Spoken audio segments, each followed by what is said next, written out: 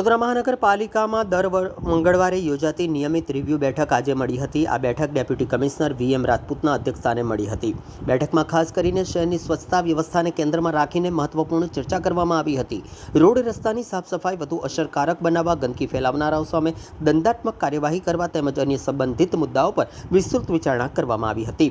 શહેરના વિવિધ વિસ્તારોમાં સ્વચ્છતા કામગીરીને વધુ સુવ્યવસ્થિત અને ઝડપથી અમલમાં મૂકવા માટે અધિકારીઓ દ્વારા જરૂરી સૂચનાઓ આપવામાં આવી છે। આ બેઠકમાં સેનેટરી ઇન્સ્પેક્ટરો તેમજ મહાનગરપાલિકાનો સ્ટાફ મોટી સંખ્યામાં ઉપસ્થિત રહ્યો હતો।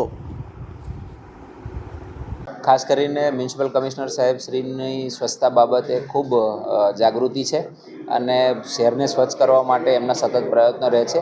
એમના માર્ગદર્શન અને સૂચન અનુસાર આપણે દર વીકે સેનેટરી ઇન્સ્પેક્ટરો, AMC, સફાઈ સેવકો એમની બધાની મિટિંગ રાખીએ છીએ અને એ સંદર્ભમાં ખાસ કરીને એમને જે ટાસ્ક આપેલા છે એ સંદર્ભમાં કામ કેટલે પહોંચ્યું છે, શું થયું છે, સફાઈમાં કેટલે પહોંચે છે, આગામી સમયમાં, આગામી માસમાં ખાસ કરીને સ્વચ્છતા સર્વેક્ષણનું આપણા એમાં નોમિનેશન થયેલું છે। તો એ જે ટીમ આવે તો એ પહેલાં જે આપણે સ્વચ્છતાને લગતા ધોરણો છે જે જાળવવાના છે એ સંદર્ભમાં દર વીકમાં આપણે sanitary inspector, senior sanitary inspector અને વોર્ડ ઓફિસરોનો રિવ્યૂ લઈએ છીએ। એ બેઠક આજે રાખવામાં આવેલી હતી।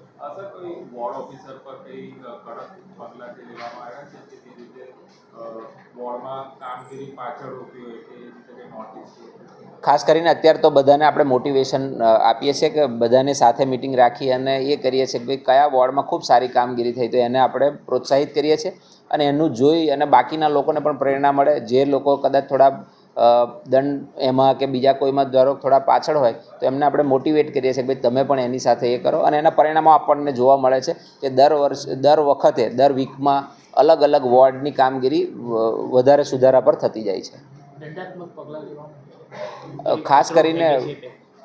ખાસ કરીને એ તો અમારા તરફથી ચાલુ જ છે અને ઓલમોસ્ટ દર વખતે દર મહિને વધુને વધુ દંડ અમે ગંદકી કરનાર લોકો પાસેથી વસૂલીએ છીએ। ખાસ કરીને અમારા સેનેટરી ઇન્સ્પેક્ટરો અને વોર્ડ ઓફિસરો 1 ડે 1 ડ્રાઈવ કરે અથવા પછી નાઇટ ડ્રાઈવ કરે છે ગંદકી માટે, સિંગલ યુઝ પ્લાસ્ટિક માટે। આ બધા માટેના દંડ જે અગાઉના મહિનાઓ કરતાં પણ વધારે લઈ રહ્યા છે।